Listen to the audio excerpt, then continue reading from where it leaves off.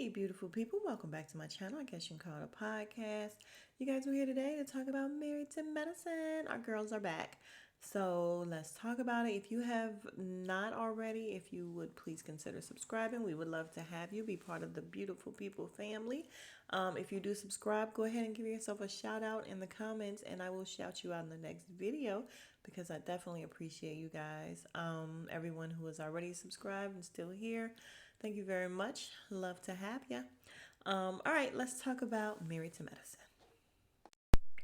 Y'all, this episode is called Bless This Mess, and I am trying very hard to get it up, but for some reason my computer doesn't want me to be great. Like it's giving me all kind of issues. So I'm really trying to get this up tonight, which is Monday, but it might be up on Tuesday because I have literally been behind a desk all day at work, and then I get off and come home and I am all day behind the desk and the computer is just not moving. It's giving me all kind of issues. So again, I'm gonna try to get it up today, which is Monday. If it's super late, please forgive me. But y'all know I'm gonna talk about my girls. Y'all know Dr. Heavenly is my girl, even though I don't know what's gonna happen with her this season, but that's my girl.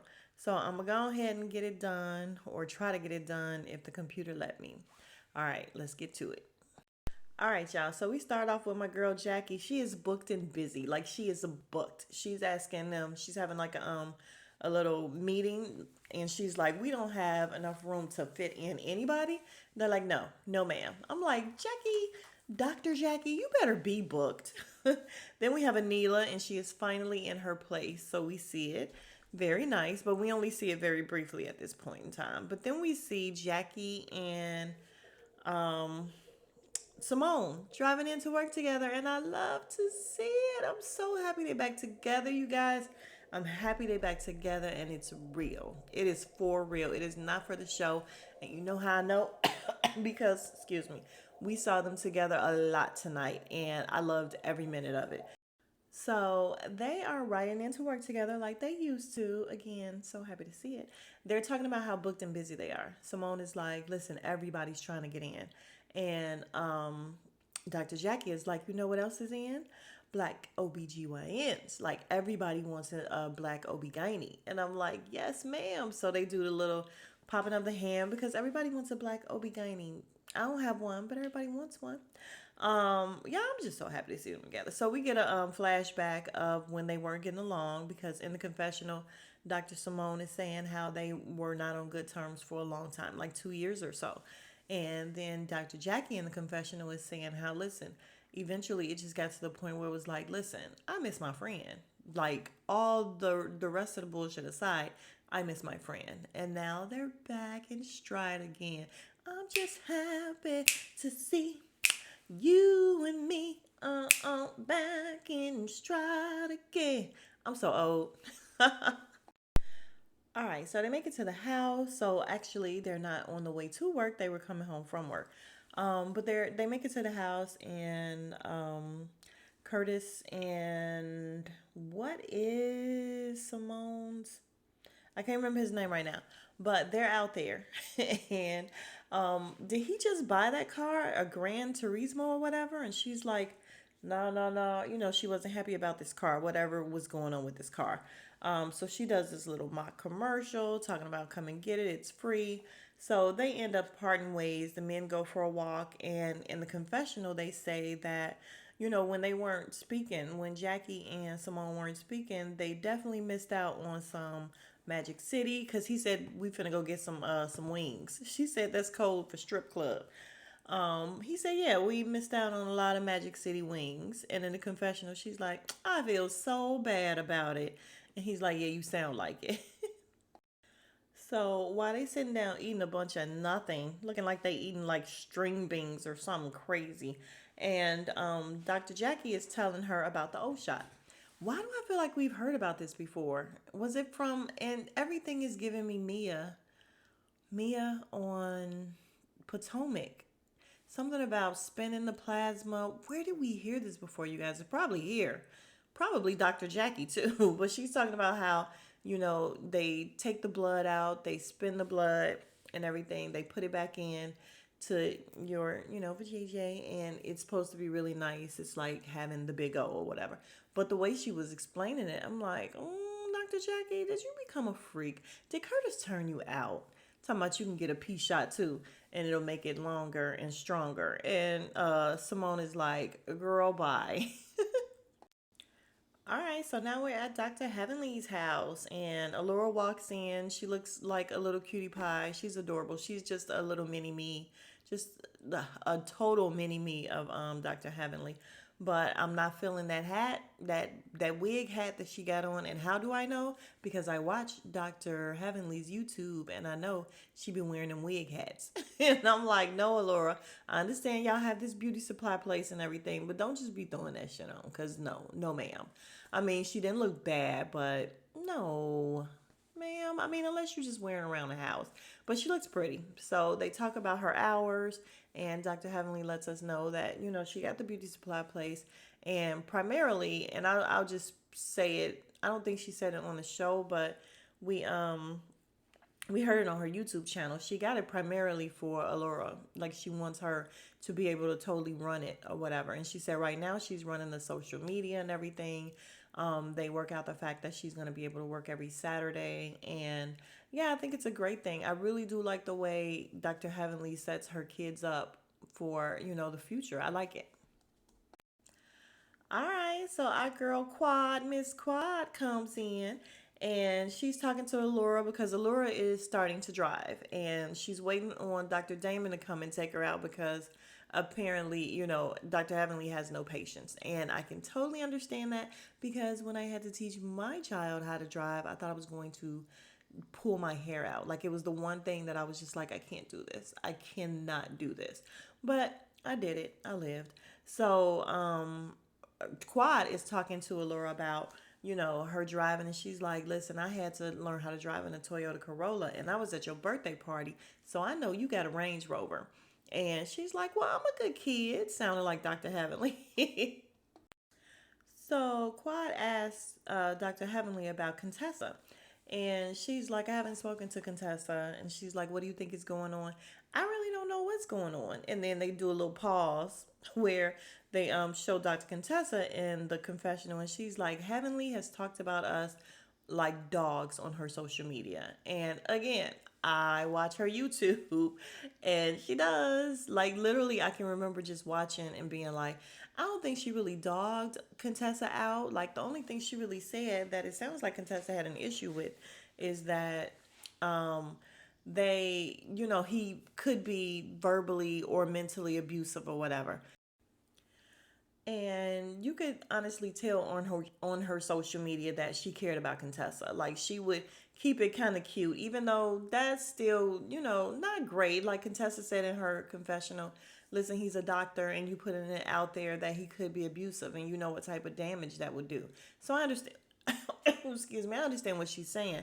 But y'all, I would be watching Dr. Heavenly and I would just be like, oh my God, like literally, you are dogging these people. Like, she would dog some of these people out. And I would be like, you are going to have to see them in person. What are you doing? And then I'm jumping ahead, but later on, Quad is even going to say that. Quad is going to be like, listen, she really does go in on her social media. And I've told her, ma'am, you're going to, it's going to eventually collide. This is real life for you, though. Even though it's social media, you getting on you saying whatever, it's real life for you. And that is what seems to have happened. And she's a little heartbroken. She said she used to talk to Contessa like every day. They would go out every other weekend. So she's heartbroken. My whole thing is, Dr. Heavenly is just so prideful and everything that she just will never like even it, you know what? One thing about Dr. Heavenly, she will say sorry.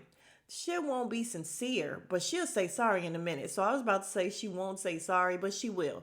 Thing is, like, she will say sorry in a minute and she will not mean it. But I just feel like if she really, loved Contessa and wanted her friendship back or whatever, just own your shit and what you did and apologize for it and don't do it no more. But we know that part Dr. Heavenly cannot do. So Dr. Heavenly is asking Quad about her new house, and the house is fabulous, you guys. 14,000 square feet. It's fabulous, but we'll get there. Um, and she's, telling her that she ain't had no sponsors, she ain't had nobody help her pay because she doesn't want a man to help her pay because she don't want them thinking they have any sort of authority in her household. And I'm like, I got that. But Dr. Heavenly, you could take a dollar. You could take a dollar. And she's just looking at her. And then she's like, well, you know what I would be doing if I was like you. This is Heavenly telling Quad, if I was young and beautiful, whatever. Quad say, you be popping that pee all over. And she's like, like Dr. Heavenly would definitely be popping that pee all over. But then again, Dr. Heavenly just be talking.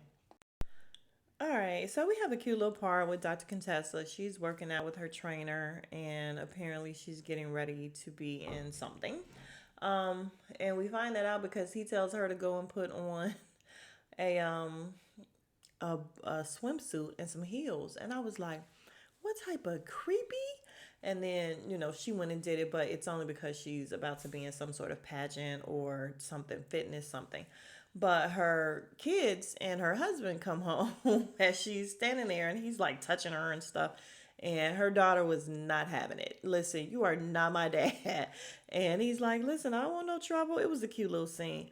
Yeah, I'm glad they're back in a good place. And I figured they would be because I really feel like all that with them last season was bullshit.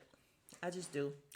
Sorry, I just feel like it was all BS and it was all made up. And now they are fine again, just like they were fine again last season. Remember, they would be like on again, off again, where they would look like they're perfectly fine, but then get on camera and act like everything is awful. And I'm like, because I feel like they're perfectly fine. So I'm not even mad at Dr. Heavenly saying something about him and the way that he was acting. That's how he was coming off. He was coming off like he was at least emotionally abusive. I don't know about verbally, but he was doing a lot last season. And it probably wasn't even him for real. They were probably just doing it for the cameras. But yeah, I be skeptical of a lot of stuff now. Now that I've learned that a lot of this reality is not really reality. So yeah, I just think that their kids are very quick witted and a lot of fun. Listen, kids are so much fun when they start growing up. When they're like in the middle stages, like 9, 10, like that, a little boring because what are you talking about?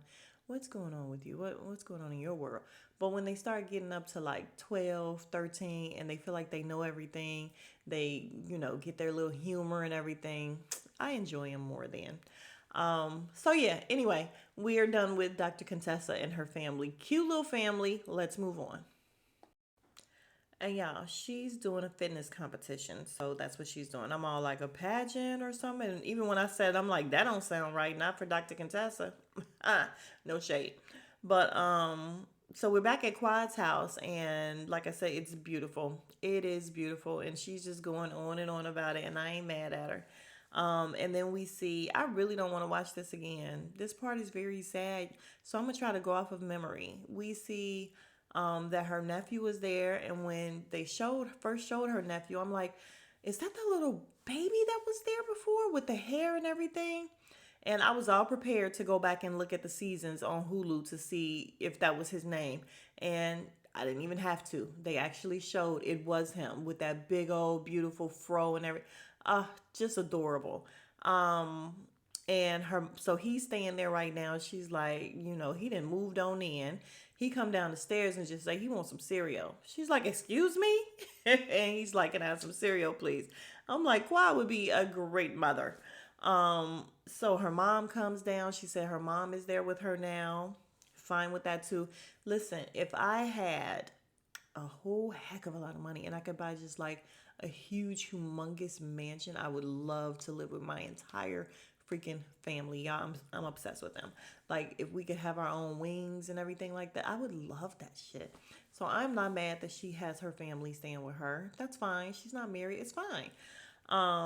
But she's talking to, um, I really don't want to watch this again.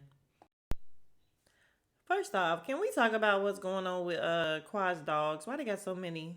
Why they got so many colors going on? Quad, what's happening? Y'all, dang it, I ain't want to watch this part again. So she's going on about the house, sounding like a realtor, saying how, it has an open concept kitchen and everything. She's saying how, he was there with her when he was a baby and now he's moved in. Her mom's moved in, like I said, and her mom comes downstairs. He's eating his cereal. She's talking to him about school, and she's like, yeah, your teacher said that, you're an excellent student. However, sometimes you just can't focus. And she's like, what are you thinking about? And this baby right away, and he even whispers it. He's like, my dad. Oh my God. And when he said that, I was just like, hold on. When I first watched it, I'm like, hold on, hold on. His dad is her brother. And I'm just like, oh my God, what happened to her brother? And then he bursts into tears, Quad and her mom burst into tears. And I'm just like, no. So, yeah, unfortunately, her brother passed away.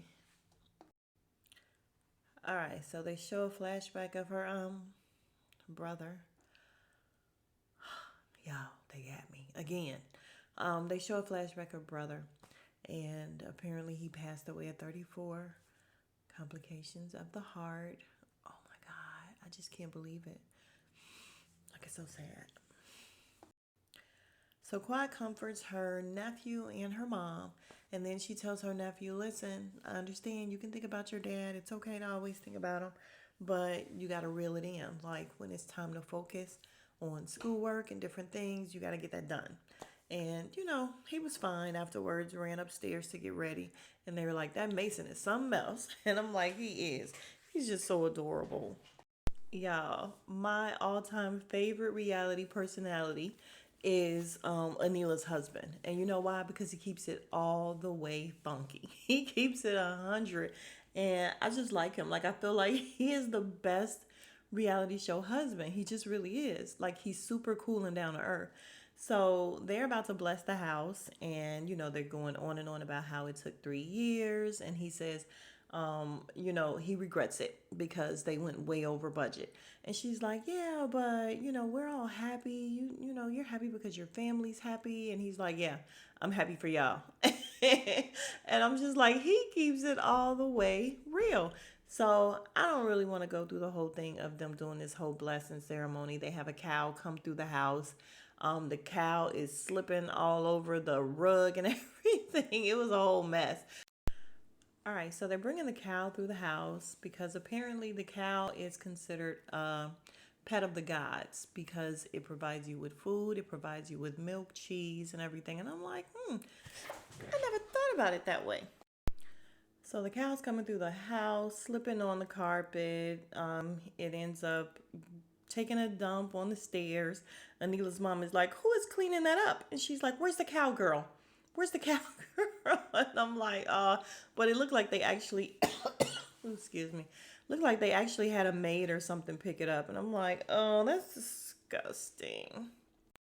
Y'all. And now we have Toya. I wish I could see my face. It's looking like, because Toya's so full of shit, y'all. So basically, her house is sold and she's staying in a rental. She said they bought another plot of land where they'll be building another home. And I just feel so sorry for Dr. Eugene because I feel like she is like bleeding him dry. She is bleeding him dry. All she does is fuss. Like, think about it. Anytime we pan to Toya's house, Toya is fussing about some shit. She's just ridiculous. Y'all know I don't like Toya. I'm sorry. I just really wish she wasn't still on the show. I just don't understand why we have her. But her son is coming down the elevator, so she's fussing at him about that. Then she's talking about how, she built her dream home. However, it wasn't a dream home for her because the pool was nice, but it wasn't big enough for kids and adults. And you couldn't put a tennis court and you couldn't do this and that. And I'm like, she's so full of shit because when she was doing it, it was her dream house. Now her home is where her family is. I'm like, Toya is so full of crap. It's ridiculous. But yeah, she's constantly fussing. Dr. Eugene comes in. Yeah, as soon as Dr. Eugene make it in the house, she's like, "Your son's broke the elevator." And he's just like, "Oh, God." He's like, "Okay, calm down. Maybe it's not broken." And then she starts yelling at the one to put the socks away, but don't take them out the bag. And he like, I would have done the same thing. And I'm sorry, I would have done the same thing too. Like they were individually wrapped socks, and you say go put them up there. Why would I not take them out the packages? But okay. So then she starts telling him, oh, since she's yelling, Dr. Eugene is like, listen, can you just, quiet down because the ER is very loud. And she's like, it's a black family. This is what we do. He's like, when I come home, I need a reset. And she's like, you need a white woman? He's like, are they quieter? And her son is like, roasted. um, so yeah, she's telling him about Anila and the invite that they received to the housewarming. But of course, she's not happy with it because Anila didn't get out the car. Anila just said, I hope to see you there, and sent her son up. And that wasn't good enough for Toya. And she's like, I don't know, we weren't in a good spot, so I don't know if she got me coming here.